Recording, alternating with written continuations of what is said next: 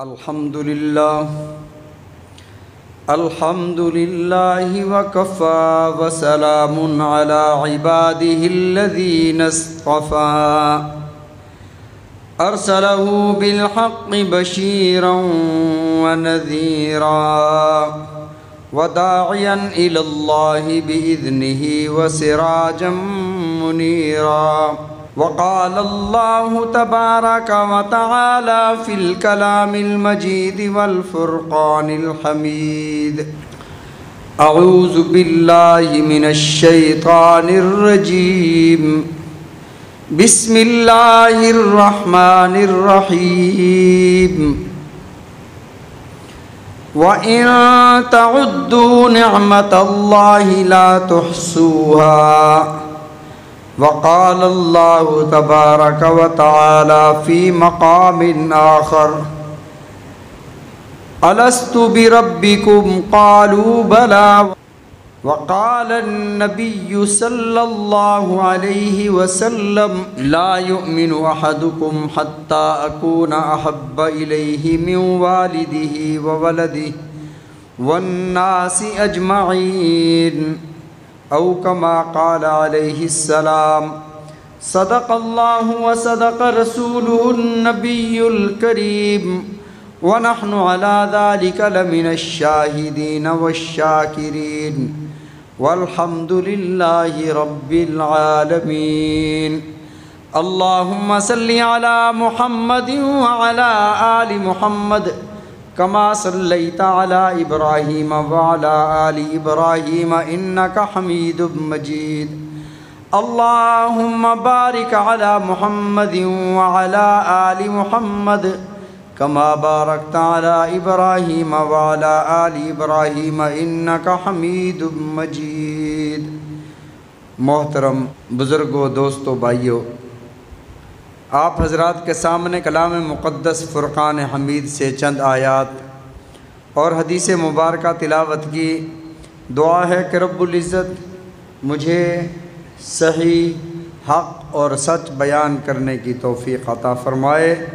رسول اللہ صلی اللہ علیہ وسلم کے فرامین ہم سب کو سمجھنے کی، عمل کرنے کی توفیق عطا فرمائے. آمین ثم آمین. اللہ رب العزت نے حضرت آدم علیہ السلام کی تخلیق فرمائی، اور خلقت آدم کے بعد آدم علیہ السلام کی پشت پر اللہ نے ہاتھ پھیرا.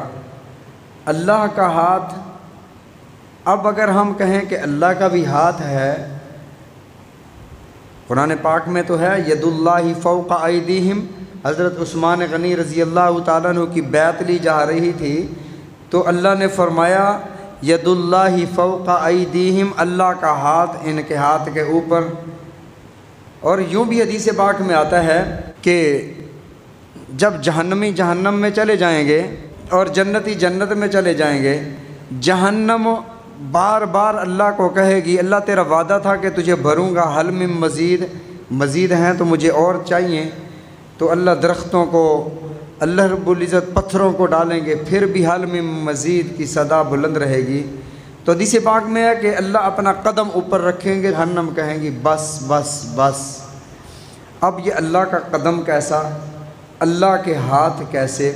اور ایک حدیث مبارکہ میں ہے جو میری طرف چل کر آتا ہے میں اس کی طرف دوڑ کے آتا ہوں. تو اللہ کا دوڑنا، اللہ کا چلنا کیسا. یہ ایسی چیزیں ہیں جنہیں متشابہات کہا جاتا ہے، ان پر صرف ایمان لانا ضروری ہوتا ہے.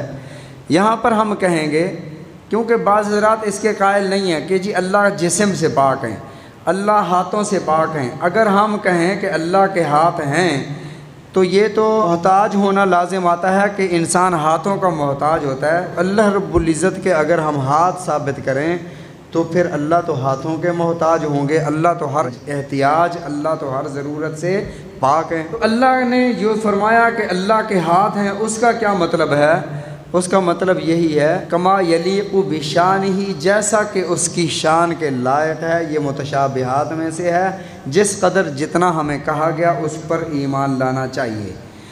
تو اللہ رب العزت نے حضرت آدم علیہ السلام کی پشت پر ہاتھ پھیرا تو حضرت آدم علیہ السلام کی کچھ اولاد نکلی، اور چھوٹے چھوٹے وہ تھیں روحیں، وہ اولاد باہر آئی۔ ان کے چہرے روشن اور چمکدار تھے، خوبصورت نورانی شکل والے، لیکن یہ نہیں تھا کہ وہ ہوا کی طرح کی روح تھی، وہ انسان تھے جس طرح انسان ہے، آنکھیں بھی ہے، ناک بھی، جسم بھی اسی طرح کے انسان کی شکل کے، چھوٹے چھوٹے۔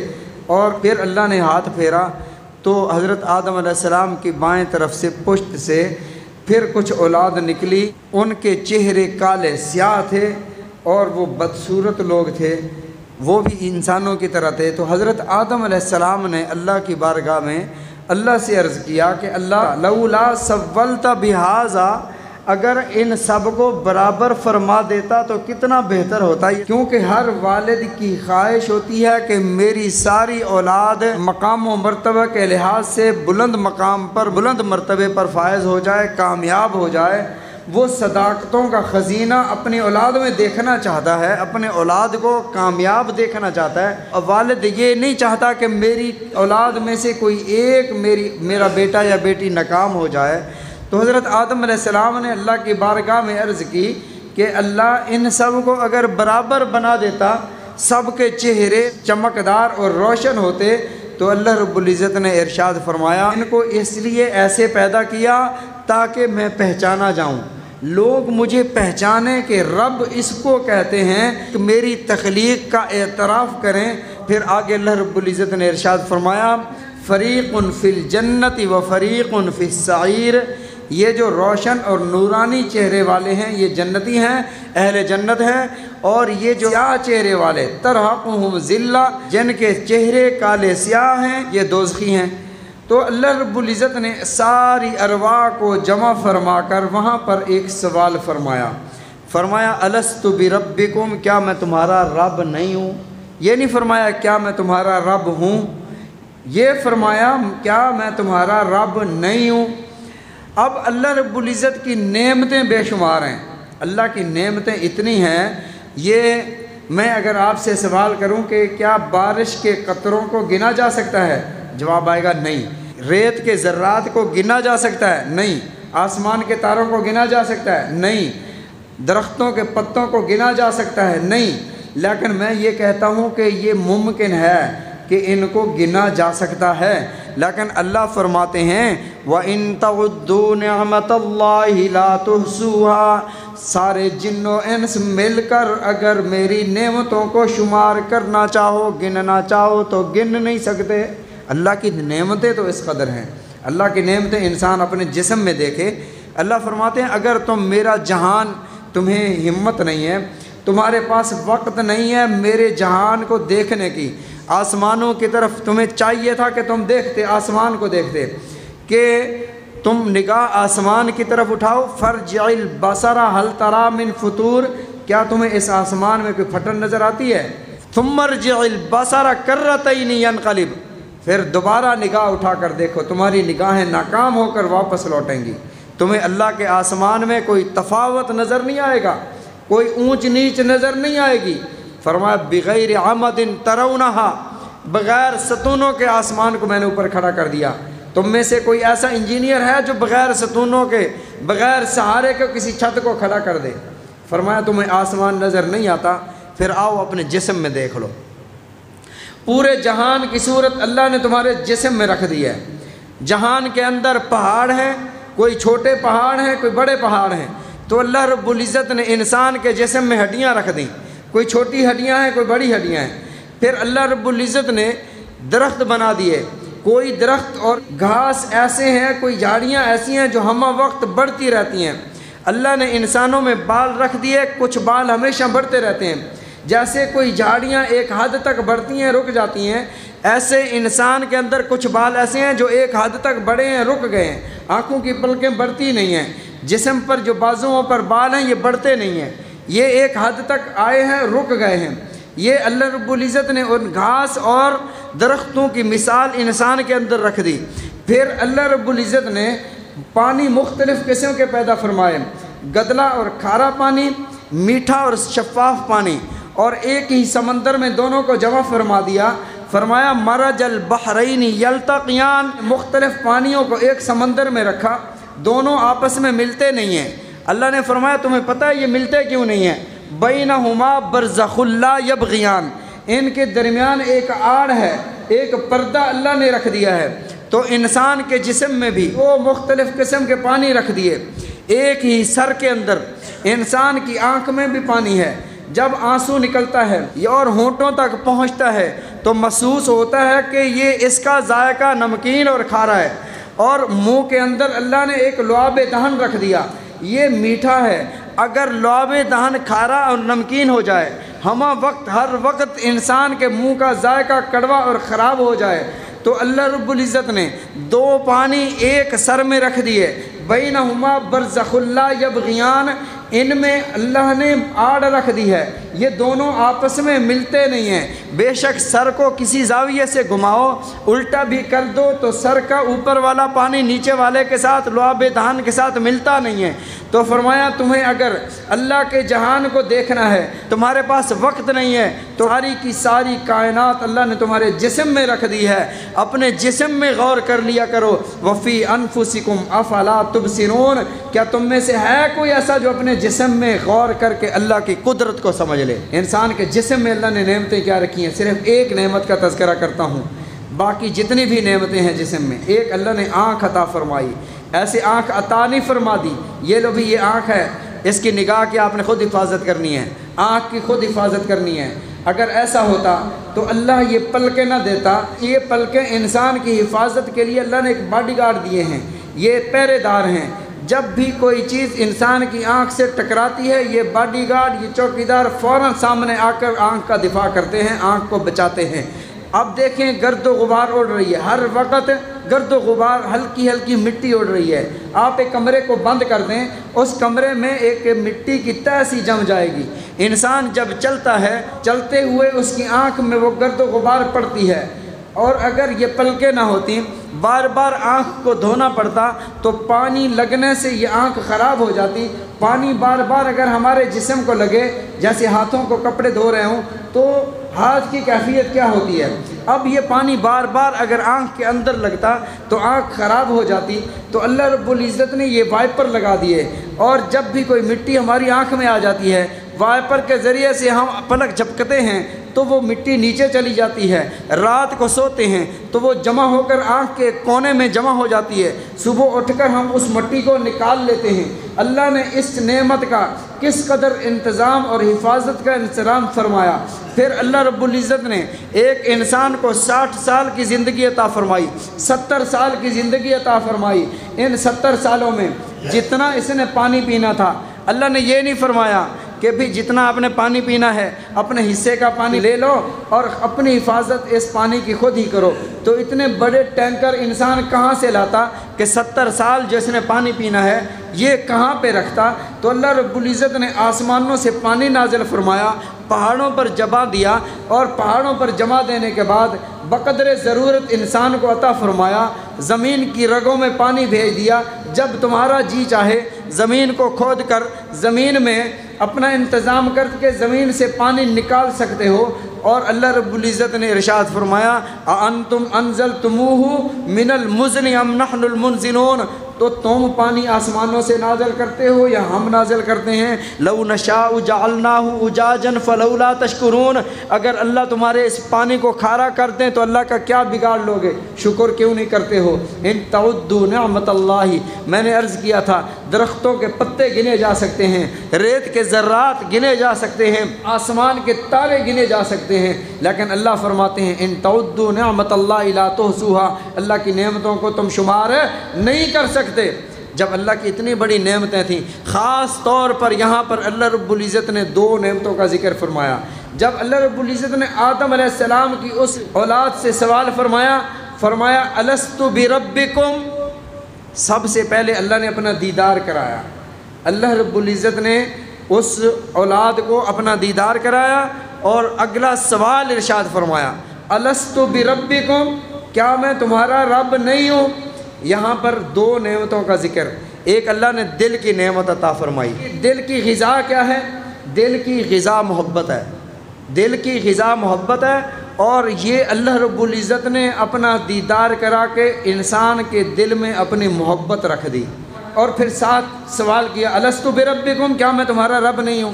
اب یہ لوگ پہلی بار اللہ کا کلام سن رہے تھے، جب انہوں نے جملے سنے الست بربکم، انہیں بات سمجھ نہ آئی کہ یہ سوال، کیونکہ سوال تو پہلی دفعہ سنا جا رہا تھا۔ بھئی یہ تو بچوں کو سکھاتے ہیں نا کہ اس جملے کے بعد آگے یوں سوالیہ نشان بناؤ، تو وہ سوالیہ عبارت ہوتی ہے، اس کو استفہام کہتے ہیں، یہ سوالیہ انداز ہوتا ہے۔ بولنے میں جب ہم نے کسی سے سوال کرنا ہے تو اپنے لہجے کو یوں رکھنا ہے، مثلا ایک میں جملہ بولتا ہوں، جملہ ایک ہی ہے لیکن لہجوں سے اس کا معنی بدل جائے گا۔ میں کہتا ہوں کیا بات ہے، اب یہ میں تعریف کر رہا ہوں کسی کی، کوئی چیز دیکھتا ہوں تو کہتا ہوں کیا بات ہے، یعنی تعجب سے کہہ رہا ہے کہ کیا بات ہے اس کی۔ اب ایک سوالیہ انداز ہے، باتیں ہو رہی ہیں تو بندہ پوچھتا ہے کیا بات ہے، لہجوں سے بھی پتہ چل جاتا ہے کہ یہاں سوال کیا جا رہا ہے، یہاں خبر دی جا رہی ہے۔ وہاں پر جو انسانیت تھی، حضرت آدم علیہ السلام کی جو اولاد تھی، وہ پہلی دفعہ کلام سن رہی تھی، انہیں اندازہ نہیں تھا کہ یہ ہم سے کیا پوچھا جا رہا ہے، یہ سوال ہے، یہ خبر دی جا رہی ہے، یہ کیا کہا جا رہا ہے۔ تو اللہ نے پوچھا الست بربکم، کیا میں تمہارا رب نہیں ہوں؟ اب یہ سارے کے سارے حیران رہ گئے کہ کیا جواب دیں۔ سب سے پہلے روح محمد صلی اللہ علیہ وسلم سے یہ جملہ نکلا، بلا کیوں نہیں اللہ، تو ہی ہمارا رب ہے۔ تو نبی علیہ الصلوۃ والسلام کے اس جملے کو سن کر ساری مخلوق نے کہا بلا بلا کیوں نہیں اللہ، تو ہی ہمارا رب ہے۔ یہی وجہ ہے کہ حضرت محمد الرسول اللہ صلی اللہ علیہ وسلم معلم انسانیت کہلائے، ساری کائنات کے۔ آپ اندازہ لگائیں، نبی علیہ الصلوۃ والسلام کو لقب ملا امی کا۔ امی کا مطلب ان پڑھ نہیں ہوتا، امی کا معنی یہ ہوتا ہے کہ اس کائنات میں جن کا کوئی استاذ نہ ہو۔ عرب کا جو معاشرہ تھا، عرب کے اس دور میں اللہ رب العزت نے نبی علیہ الصلوۃ والسلام کو مبعوث فرمایا۔ یہ لوگ اپنے آپ کو عرب کہتے تھے اور باقی ساری دنیا کو عجم کہتے تھے۔ یہ جو عرب ہیں یہ دوسروں کو عجم اس لیے کہتے، یہ اتنے ذہین و فطین تھے، اللہ رب العزت نے انہیں وہ ذہانت عطا فرمائی، وہ فصاحت و بلاغت عطا فرمائی، وہ قادر الکلام بنایا کہ یہ اپنے گھوڑوں کے نسب نامے یاد رکھتے تھے، یہ اپنے جانوروں کے نام تک رکھتے تھے، ان کے اپنے انساب تھے، یہ اپنے نسبوں کو یاد رکھتے تھے، ایسے وہ اپنے گھوڑوں کے نسب یاد رکھتے تھے اور ان کی اونٹنیوں کے نام تھے۔ آپ نے سنا نہیں ہے نبی علیہ الصلوۃ والسلام کے پاس جو اونٹنی تھی اس کا نام کیا تھا؟ اسوا۔ آپ حضرت علی کے پاس جو تلوار تھی اس کا نام کیا تھا؟ ذوالفقار۔ تلواروں کے نام، بکریوں کے نام، گدھوں کے نام، خچروں کے نام یہ یاد رکھتے تھے۔ اللہ نے انہیں فصاحت و بلاغت سے نوازا تھا۔ اب نبی علیہ الصلوۃ والسلام تشریف لائے، اللہ نے نبی علیہ الصلوۃ والسلام کو معجزہ بھی وہ عطا فرمانا تھا جو انہیں عاجز کر دے۔ یہ باقیوں کو عجم کہتے تھے، یہ کہتے ہم اہل لسان ہیں، عجم کا معنی گونگا، وہ کہتے یہ باقی سارے جو ہیں غیر عرب یہ سارے گونگے ہیں، انہیں تو اپنا اظہار معافی ضمیر کرنا نہیں آتا، انہیں تو بولنا تک نہیں آتا، یہ عجم ہیں، ہم عرب ہیں۔ تو نبی رحمت صلی اللہ علیہ وسلم کو اللہ رب العزت نے عرب میں بھیجا، پھر لقب کیا عطا فرمایا؟ محمد النبی الامی، یعنی امی نبی۔ امی کا مطلب ان پڑھ نہیں، امی اسے کہتے ہیں کہ اس کائنات میں ان کا استاد تو کوئی نہیں ہے لیکن وہ معلم انسانیت ہیں، ان کا استاد تو کوئی نہیں ہے لیکن انما بعثت معلما، وہ معلم بنا کر بھیجے گئے، وہ استادوں کو پڑھانا سکھا گئے ہیں۔ تو اس لیے وہ لوگ حیران رہ گئے، یار یہ کسی یونیورسٹی میں تو گئے نہیں ہیں، یہ کہیں پڑھنے گئے نہیں ہیں، لیکن سارے علوم کا سرچشمہ یہ ہیں، سارے علوم کا آغاز اور ابتدا یہاں سے ہوتی ہے۔ تو نبی رحمت صلی اللہ علیہ وسلم نے سب سے پہلے ارشاد فرمایا بلا اللہ تو کیوں نہیں، تو ہی ہمارا رب ہے۔ ساری خلقت نے کہا اللہ تو ہی ہمارا رب ہے۔ اب یہاں سے علم کی ابتدا ہوئی، علم کا آغاز یہاں سے ہوا، اور اللہ رب العزت نے انسان کو جو عقل عطا فرمائی ہے، عقل چاہتی ہے کہ میرے پاس علم ہو، عقل کی غذا علم ہے، جیسے دل کی غذا محبت ہے ایسے عقل کی غذا علم ہے۔ انسان کو علم چاہیے، اور علم دینے کے لیے اللہ رب العزت نے انسانیت سے سوال کیا الست بربکم، کیا میں تمہارا رب نہیں ہوں؟ پھر یہ علم کا سلسلہ آگے چلا، میرے آقا علیہ الصلوۃ والسلام نے امت کو تعلیم ارشاد فرمائی، علم کا سلسلہ قرآن پاک سے چلا اور امت تک پہنچا۔ اس پر بے شمار مثالیں ہیں کہ اگر کسی کے پاس علم تو موجود ہے عشق نہیں ہے وہ بندہ بے ادب ہو جاتا ہے، اور اگر کسی کے پاس عشق تو ہے لیکن علم نہیں ہے تو یہ بندہ بدعت کی طرف چلا جاتا ہے۔ اس لیے علم اور عشق دونوں ساتھ ساتھ ہوں تو انسان کی آخرت بھی سنور جاتی ہے، دنیا بھی سنور جاتی ہے۔ اللہ تعالی ہم سب کو سمجھنے کی توفیق عطا فرمائے۔ آخر الدعوانا الحمدللہ رب العالمین۔